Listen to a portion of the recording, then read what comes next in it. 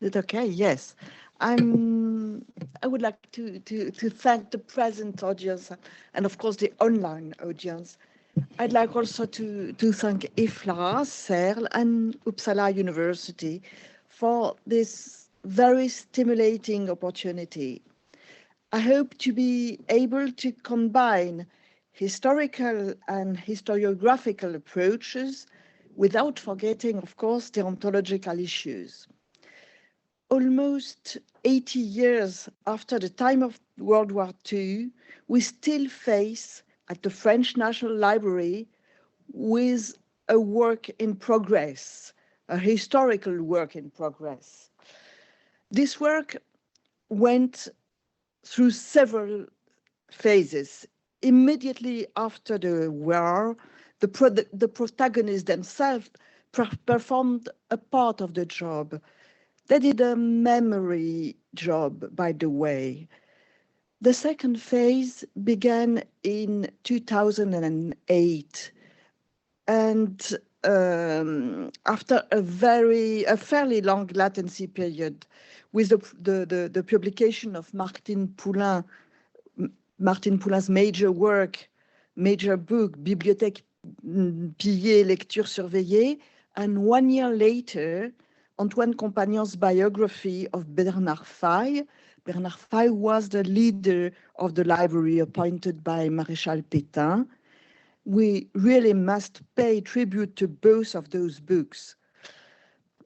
The historical survey hasn't stopped since, with the support of public authorities and various research organizations, a ministerial mission for research and restitution of looted cultural property directed by David Zivy, and also 2 programs bringing together historians, librarians, archivists from different institutions who were and still are supported by the LABEX, Les Passés dans le Présent.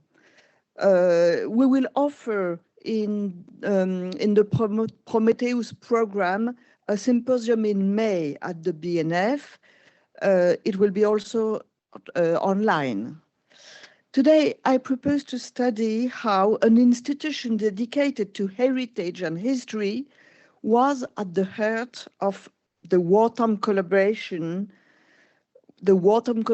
process implemented by the Vichy regime. My proposal is not binary, I hope.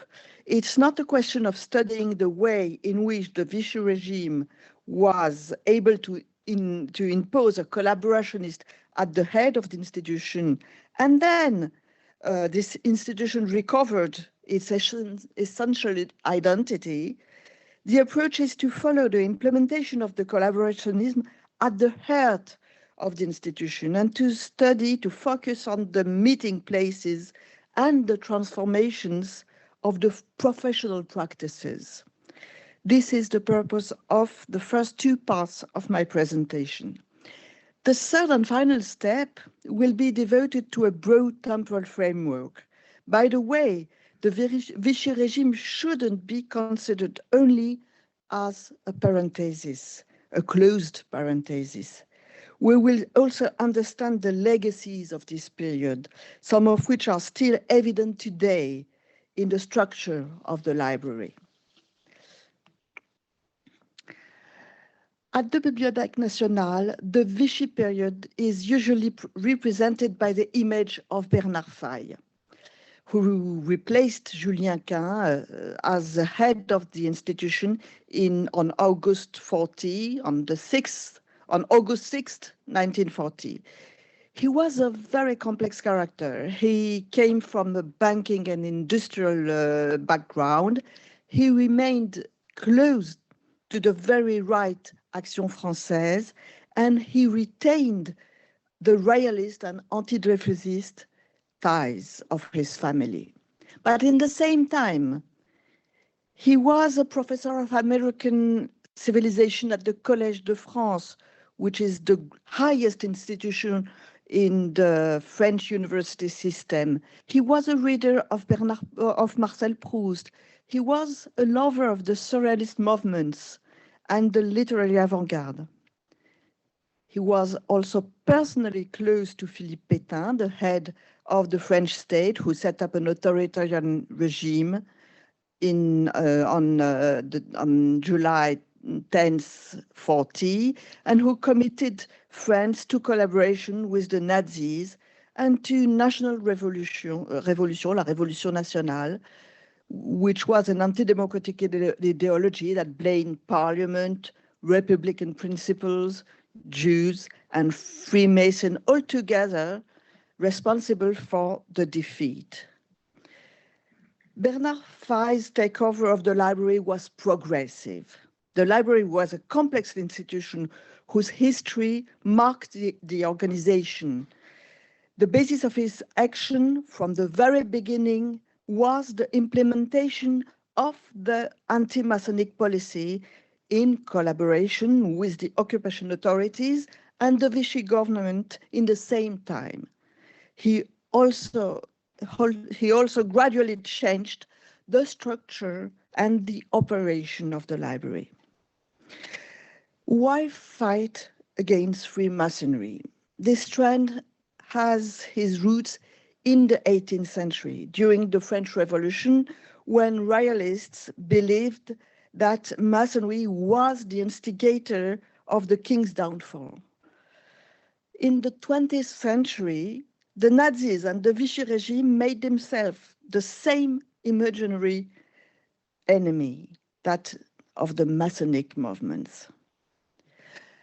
Bernard Faye was appointed on October the 6th in 40, and we know that 1 month later, Pétain ordered him to organize personally and to resume the seizure of the funds, which the Einsatzstab Reichsleiter Rosenberg, we spoke about earlier, which was a department of the Nazi Party, which the ERR had already begun in June 40. The first anti-Masonic law in August 40 didn't mention the National Library, but the second one, in March 41, officially entrusted the library with the collection of the confiscated archives. The action of Bernard Faye can be summarized as follows. He organized first the looting of the lodges, a looting which he directed himself, both in free zone and in the occupied zone, assisted by French policemen, by German officers, and by different henchmen. He carried out search and seized tons of archive, as he said himself. He created a museum of secret societies, and he organized an exhibition with the help of Jean-Marc Rivière at the Petit Palais. You see the entrance of the exhibition. He also published what he considered to be the proofs of the conspiracy, the Masonic documents. Its cover sums up the Judeo-Masonic conspiracy in these two symbols. He also set up a new department at the library, inside the library, called Secret Societies Department, Service des Sociétés Secrètes, based at the headquarters of the Freemasons, Rue Cadet in Paris, not far from the Bibliothèque nationale, and staffed with the member of the library, with some members of the library, staffed also with police officers, whose task was to create a file of members, since the Freemasons had destroyed their membership lists. This file was the basis for the publication of a list in the French Journal Officiel in August 41, and for the deportation of around 900 members, half of whom didn't return. Bernard Faye was desperate for a national role. He saw the Bibliothèque nationale as a stepping stone, and especially its Hegelian mission, legal deposit. he took up this issue in order to reinforce the power of the National Library, the French National Library, and to establish the control of the Paris institution all over the country. A new law on legal deposit was adopted in June 43, which lasted until 1992. Believing himself to have a higher mission, he hoped to replace Jérôme Carcopino, the great specialist of Roman antiquity. At the head of the Ministry of Education, but he lost most of his influence in 42 when Pierre Laval became the head of the government. Faye experienced a decline linked to the complex evolution of competing networks of influence within the Vichy regime. The management of Bernard Faye was characterized by major changes in the structure and the operation of the Bibliothèque nationale. I will not be able, because of the lack of time, to comment this slide, but you see, as far the budget and the staff, and there went a tremendous development. I have also to speak of the number of departments. This number increased from 5 to 12, with a new department of music, a new department for geography, a department for enrichments, and one for general administration. And at last, of course, the Centre d'Histoire de la France Contemporaine, which included the secret society department mentioned above. How can we understand this change? Obviously, it was a way of weakening the traditional departments, and especially the biggest one, the printed books department, from which music and map were separated. Another aim was, without any doubt, to remove the registration of new collections from the control of professionals. And of course, the creation of the music and geography departments didn't happen by chance. Music was a discipline in which the occupying force had invested heavily, and geography was seen as a discipline linked to Vichy. By the way, it's partly a black legend, but it would be very long to speak about it next time. Generally speaking, Vichy is a period of management modernization, a period of planning and administrative reorganization, and a time of the rise of a technocratic discourse. Now let's speak of the collections. The National Library was enriched during this time with really major collections. I won't make the list for the same reason than precedently, but I can't avoid to speak of the Library of Opera, the Library of the Conservatoire National de Musique, and the huge library of the French Geographical Society. We speak of this society a little bit later. The study of the records quoted in the enrichment register is only beginning, except in the Centre d'Histoire Contemporaine.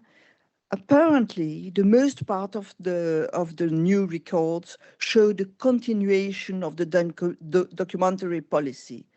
French heritage, medieval manuscripts, illuminated or not, scholarly works on the collection, etc., etc. What is new is the switch of suppliers for foreign books. For example, a bookshop called Rive Gauche. This bookshop opened in April 41 and claimed to be the German bookshop in France. It was there that some of the events of the Parisian collaborationist world took place. In 1942, the signature by Lucien Rebattet, an anti-Semite and self-avowed fascist, of his book Les Décombres. Bernard Faye was in personal relationships with Rive Gauche in several ways. Like Robert Brasillac and other collaborationists, he gave lectures on Freemasonry at the Conférence Rive Gauche. I just found it recently that some of those conferences were held in the conference room of the Geographical Society I spoke about. This is a small world. The register also contains other items, such as the deposit made in October 1942 by Hôtel Drouot, the auction house of Paris, which donated its unsold books to the library.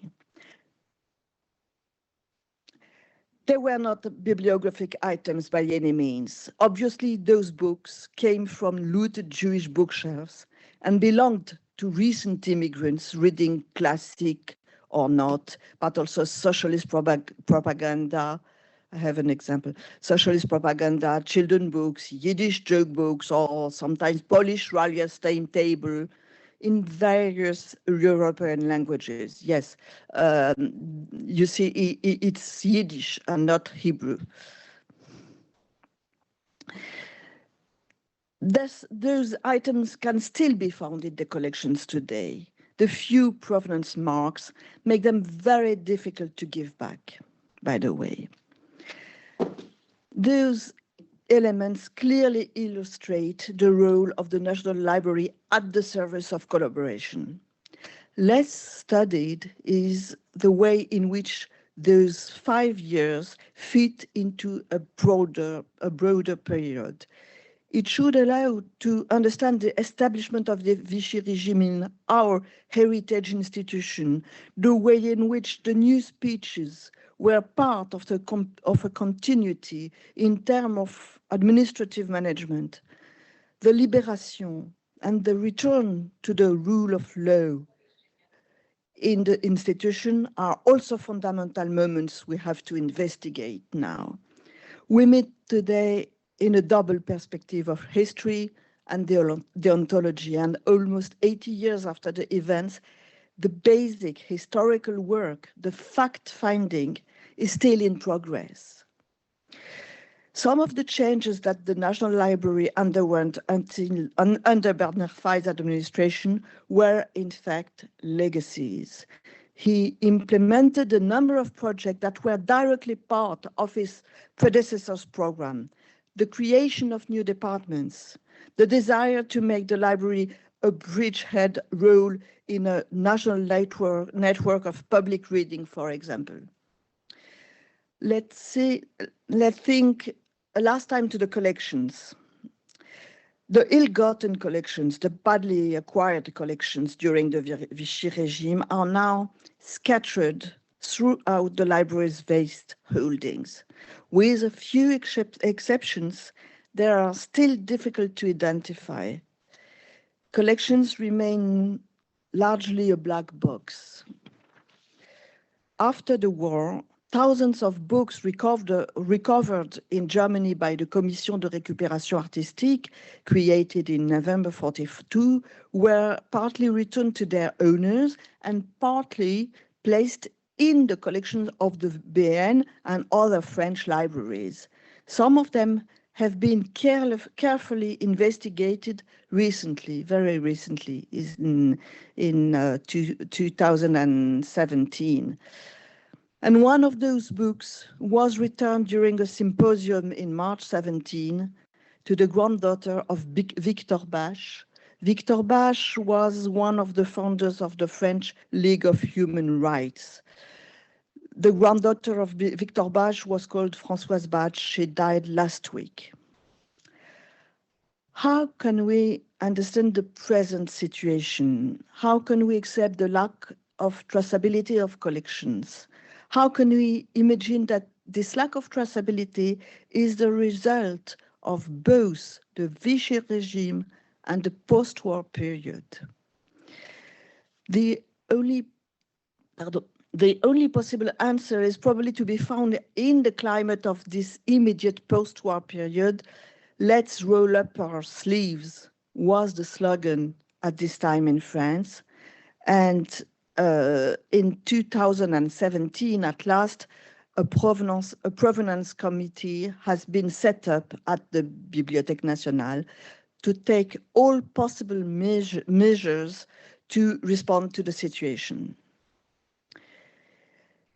In conclusion, the wartime period is marked with a very strong embodiment of the library in the figure of Bernard Faye, condemned to national indignity and penal servitude at the time of the liberation. The immediate post-war time was marked also by the dismissal of 4 of the directors: music, manuscript department, service des sociétés secrètes, of course, secrétariat général. However, it is also marked by elements of continuity with the Popular Front period. And after the liberation, there were many legacies: the new departments, the organization of the collections, the creation of the archives department, and above all, the retention of most of the men and women, and especially Julien Quin, the former director appointed in 1930, returned from deportation. This is a very thematic way to tell something about those 5 years. We have to work a little bit more, but it's the beginning. Thank you.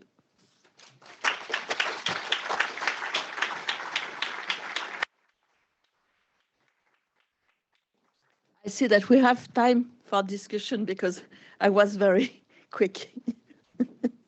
So we can have an exchange. I haven't spoken about the staff. Bernard Faye was very anxious about riot and complot, and he sent to deportation a part of the staff. He was afraid of everybody, especially the binding department and the low-level staff, especially. But you have probably a question about it or remark. There's a question on the chat. Mm-hmm. Several. Did Rose Valland know about Bernard Faye? What was the law of June 43, which continued to 1992? I think that's 2 questions in one. Yeah, well, by the way, Rose Valland was very active to constitute those commissions de récupération. And after, when she came back from Germany with those enormous amount of books, she worked with Julien Quin, and they made 5, I'm not sure, several meetings to try to organize the lists, and everything which was not possible to restitute was put inside different libraries in France, and the libraries couldn't take the books inside their holdings. They had to work on restitution, but it was they had to. Finally, in 2 years ago, we made the last work we had to do with those lists very recently. The second question. You mentioned a law of June 1943, which was still in effect up through the 1990s. Yes. Could you say what that law was? It's the legal deposit law, yes. which make the library directly the library receives directly the books, and there is it's not and it's a repartition between the library and different towns out everywhere in France. It was changed in '92 to make digitized materials and everything inside the law. Mm-hmm.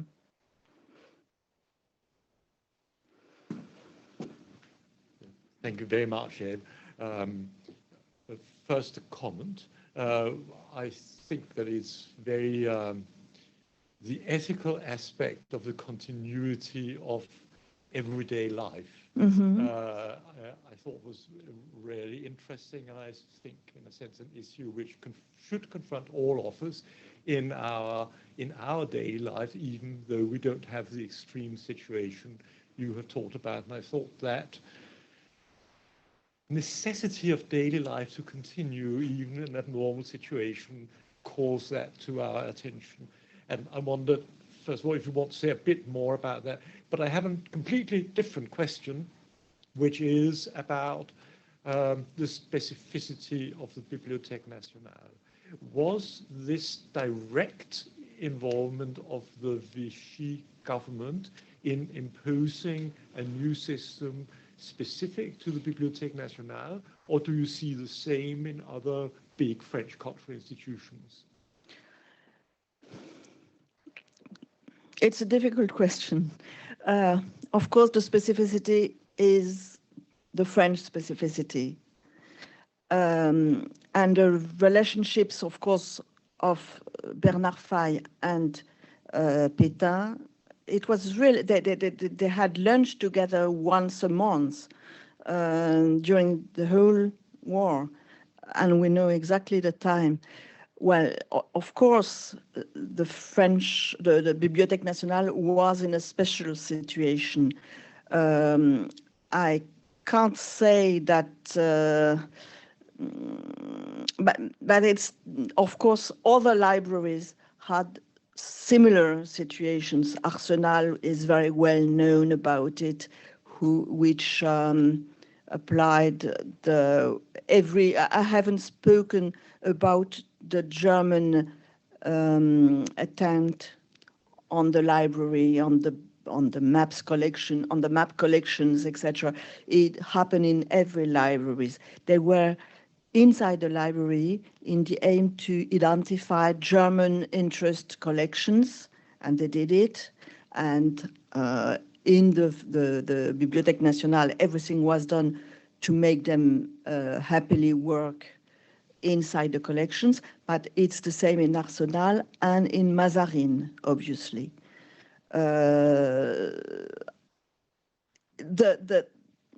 The everyday life of the library, of the French libraries, is mostly known from the work of Martine Poulain. She saw a lot of archives, but we have new archives now. So we have to work again. Now we work on the registers, and there are, most of them are digitized now, and we have to understand the background really deeply, and it's a work in progress.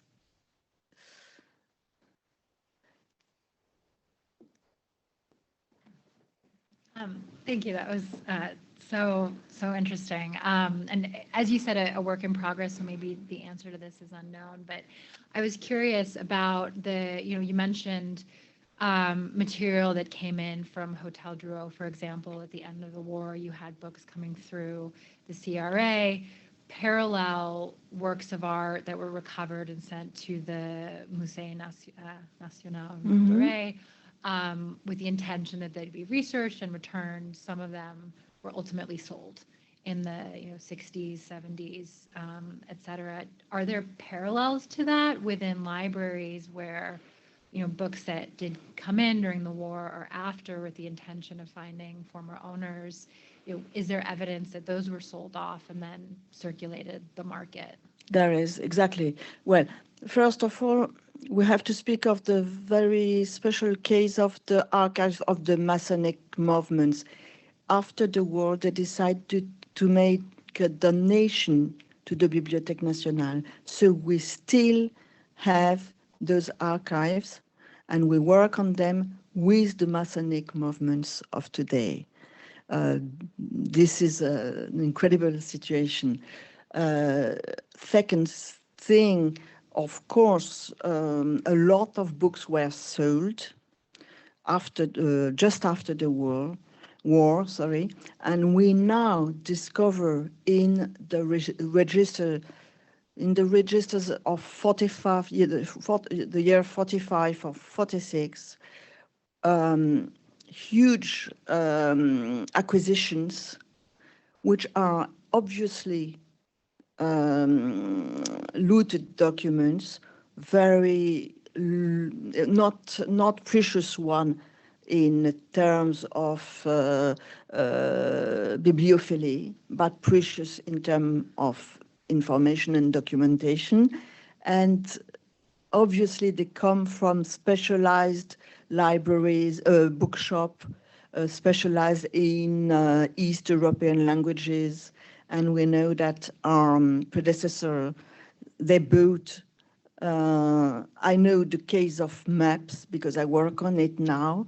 I will speak of that in the symposium of May I spoke about.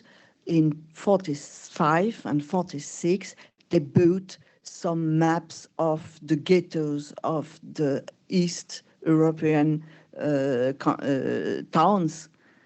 And we know where they found it. And the booksellers, we have to work on the booksellers because they have they know how to qualify those collections, how to describe them, and how to make them have a high value, which was not possible during the war, but after the war, yes. Yes. Was the BNF itself never looted by the ERR because it was collaborationist? No, the BNF was protected. The collections of the BNF were looted in 1870. German occupation was very difficult time when German army took some collection of German interest that we found now in Germany, and we have relationships with our colleagues to digitize them and to. During the First World War, no looted collections, and World War II, no looted, no problem. But it was one of the justifications of the situation. We protect the collections. We protect the collections.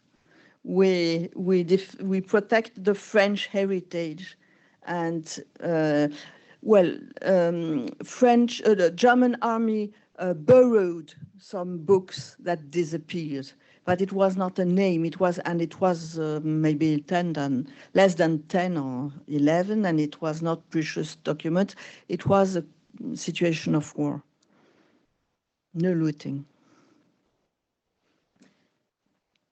Thank you. I think we'll have to end the session here. Thank you very much again for your open. Thank you to you.